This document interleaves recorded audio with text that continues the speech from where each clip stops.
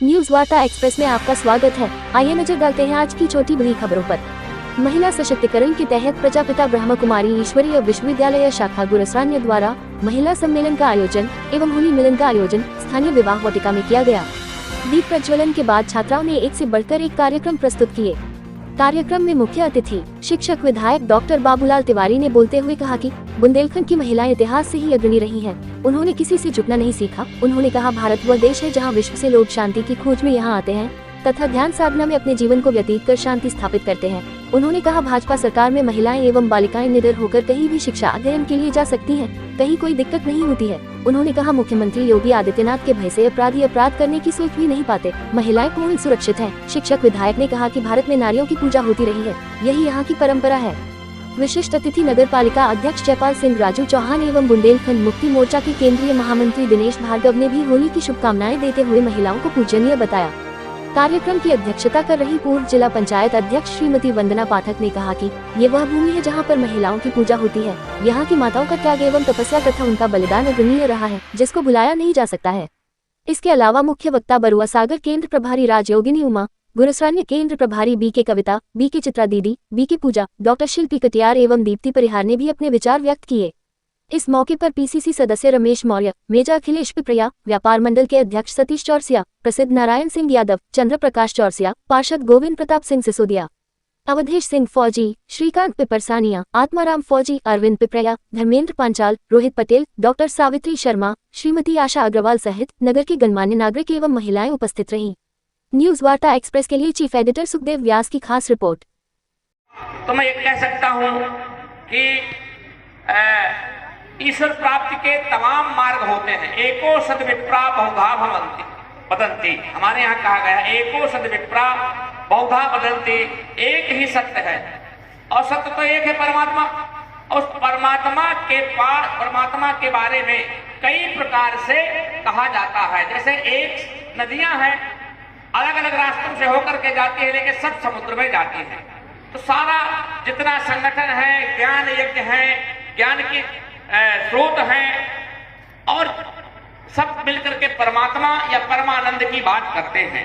मुझे ऐसा लगा कि जीवन में इस समय और विशेष करके वैसे हर समय तनाव रहता है लोगों के मन में अत्यंत अधिक पैसा कमा लेना, पद प्राप्त करना, बहुत बड़े आदमी बन जाना, थोड़ी सी समस्या आ जाए उसमें तनावग्रस्त हो जाना, परेशान हो जाना, तो जीवन तनावग्रस्त हो जाता है, परेशान हो जाते हैं। ऐसा योग के द्वारा या आप लोगों के ज्ञान यज्ञ के द्वारा, ज्ञान के द्वारा मनुष्य के अंदर जो शांति का भाव उत्पन्न होता है, जिसको हम कहते हैं कूल, जो स्माइल करते रहना, कूल रहना सिखाते हैं ये लोग, उससे मुझे कुछ ऐसा अनुभव होता है। क्योंकि मेरे साथ में मेरे आए हुए रोहित पटेल जी हैं, शिक्षक साथी हैं मेरे।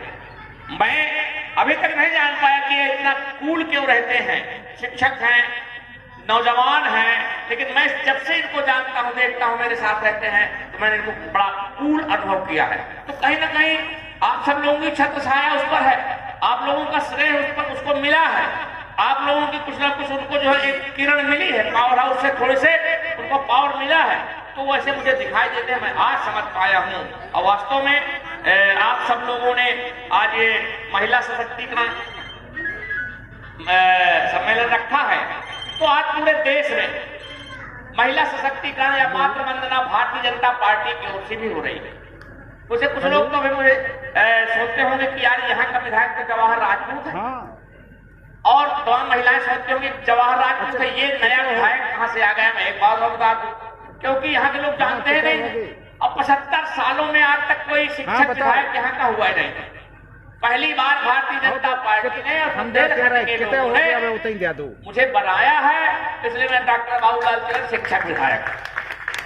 और अभी एक विधायक और नहीं मिला है हमारे बुंदेलखंड के अंदर। हम बहुत पीछे हैं, हम अभी 75 साल पीछे हैं, 50 साल की, क्योंकि 75 साल में आज तक अभी आपको स्नातक विधायक भी नहीं मिला है। एक विधायक और होता है जिसको जो ग्रेजुएट दीदी है ना, यहाँ बैठी हुई तमाम बहनें, मुझे लग रही है कुछ ग्रेजुएट भी होंगी और पढ़े लिखी हैं, तो ग्रेजुएट का भी एक अलग से विधायक होता है।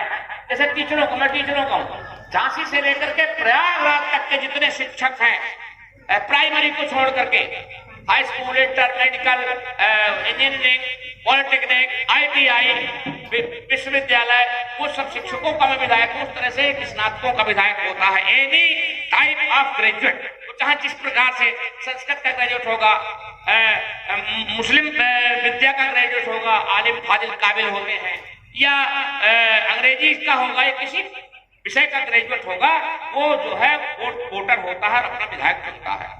तो मैं लोगों को यह बताने का काम करता हूं, पहली बार बुंदेलखंड के लोगों ने अपना विधायक बना लिया है, इसलिए बहुत बड़े आभार है आप लोगों को, धन्यवाद है।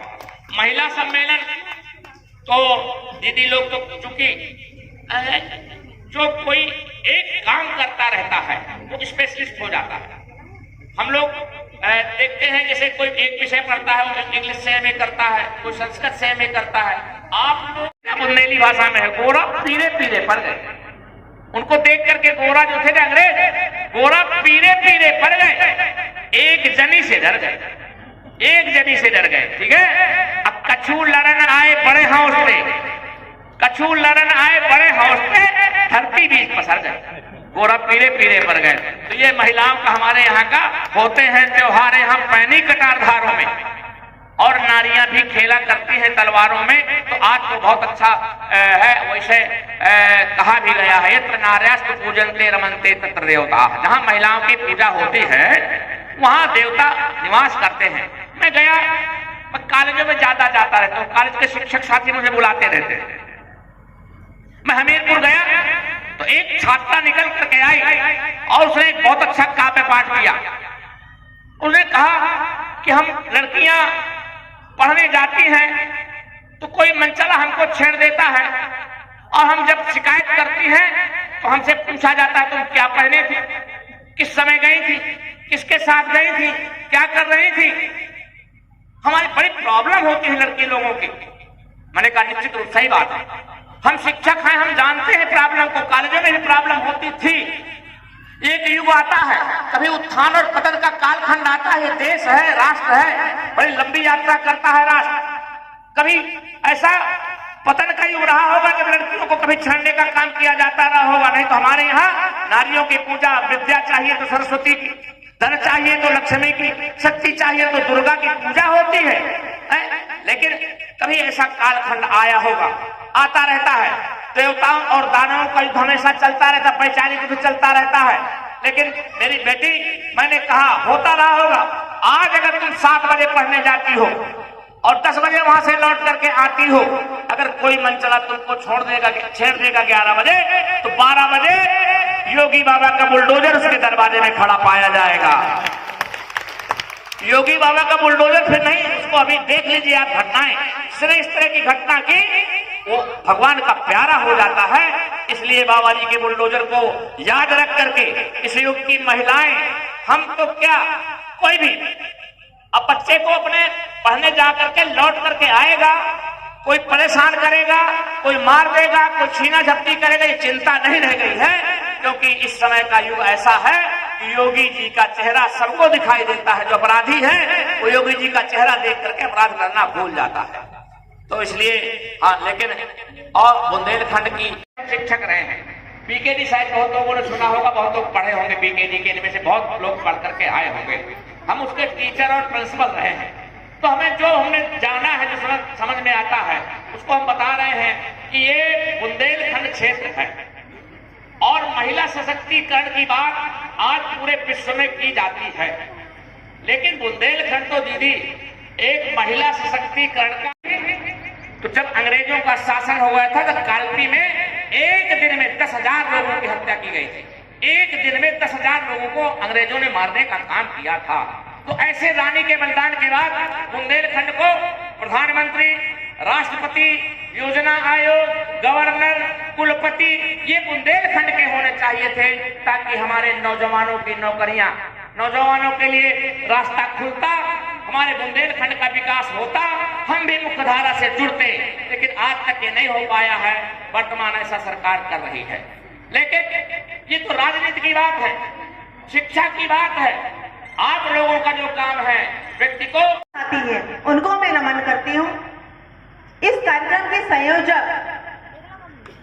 कविता दीदी जो गुरसराय केंद्र की प्रभारी भी हैं, वह उनकी सहयोगी बहनें व भाई, उन सबको मैं नमन करती हूँ। इस प्रांगण में उपस्थित मातृशक्ति डॉक्टर शिल्पी व उपस्थित संपूर्ण मातृशक्ति, संपूर्ण बंधु बांधव व सम्मानीय समाज को आईना दिखाने वाले पत्रकार बंधु, सभी का मैं अभिनंदन वंदन स्वागत करते हुए प्रणाम करती हूँ।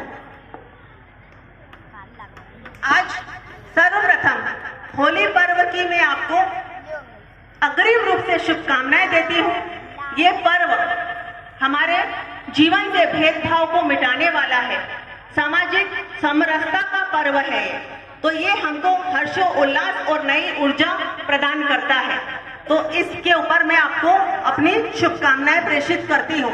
आज का हमारा विषय है समाज में सकारात्मक भूमिका नारी की क्या होना चाहिए। उसके ऊपर मैं सीधे से आती हूँ। प्राचीन समय में हमारे भारत में हमारी महिलाओं की स्थिति हमेशा से श्रेष्ठ रही, सुदृढ़ रही। हमारे समाज की धुरी है नारी शक्ति, हमारे परिवार की धुरी है नारी शक्ति, जिनके इर्द गिर्द पूरा परिवार घूमता है।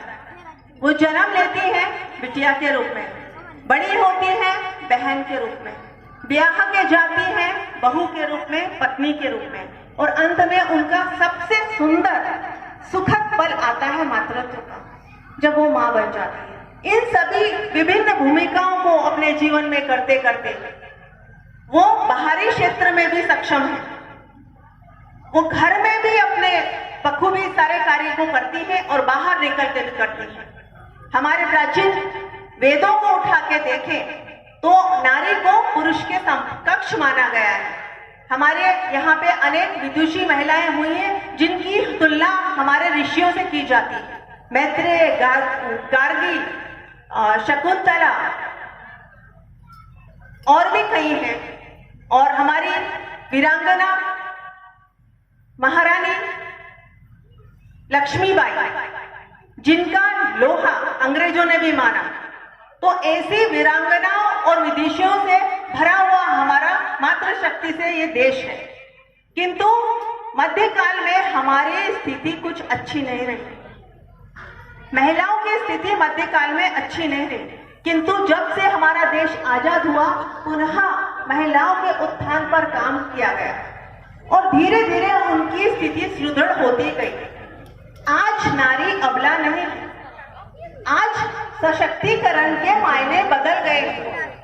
आज नारी सुदृढ़ है, शक्ति से भरपूर है। आज हम कह सकते हैं वो न किसी से कम है न वो किसी से ज्यादा है, वो बराबर के अधिकारी है। आज सदन में, लोकसभा में भी 33% उनको अधिकार मिला हुआ है। आने वाले वर्षों में उन्हें 50% ही अधिकार मिलेगा। और किसी भी देश की विकास की परिकल्पना वहां की विकसित महिलाओं से लिखी जाती है। ये इतिहास गवाह है। हमारे यशस्वी प्रधानमंत्री मोदी जी का सपना है कि हमारा भारत एक उन्नत भारत बने, एक विकसित भारत बने। उस विकसित भारत को श्रेष्ठ बनाने में हमारी महिलाओं की भूमिका अग्रणी रहेगी। आज वो रेलगाड़ी चलाने से लेकर फाइटर जेट तक उड़ाती हैं। वो किसी भी क्षेत्र में पीछे नहीं रही, कोई भी क्षेत्र उनसे अछूता नहीं है। आज अंतरिक्ष के अनुसंधान में भी वो बढ़ चढ़कर हिस्सा ले रही है। तो आज हमें अपनी नारी पे गर्व है। आज वो अबला नहीं है। आज शहीदी दिवस भी है और हमें अपने शहीद सपूतों को नहीं भूलना चाहिए। लेने ब्रह्मा, विष्णु और महेश को आना पड़ा। अनुसुईया जी का आश्रम बुंदेलखंड में था और जब ब्रह्मा, विष्णु, महेश अनुसुईया जी के पास गए कि हमें शिक्षा लेना है, दीदी आपसे बोले हम इतने बड़े लोगों को शिक्षा नहीं देते, बच्चे बन के आप तीनों बालक रूप में आए तो आपको वो शक्ति है कि ब्रह्मा, विष्णु, महेश को बालक का रूप दे सकती है। तो आप उस धरती की हैं। तो दरअसल बुंदेलखंड जैसा हमारे तिवारी जी की पीड़ा थी कि हमने दिया है, देश को दिया है, हमें दिया कुछ नहीं दिया, हमें हर बार लताड़ा गया है, हमें बांटा गया। पहले बुंदेलखंड राज्य एक था, उसको 2 भागों में बांटा गया, एक मध्य प्रदेश में, दूसरा उत्तर प्रदेश। अगर ऐसे राजनेता हम चुन के भेजते रहे तो एक तय है कि पृथक बुंदेलखंड राज होगा, वो यहाँ विकास होगा। तो दरअसल आज आपके मध्य बोलने का अवसर हमारी दीदी ने दिया। और अपने शहर की खबर देखने के लिए न्यूज़ वार्ता एक्सप्रेस चैनल को सब्सक्राइब करें।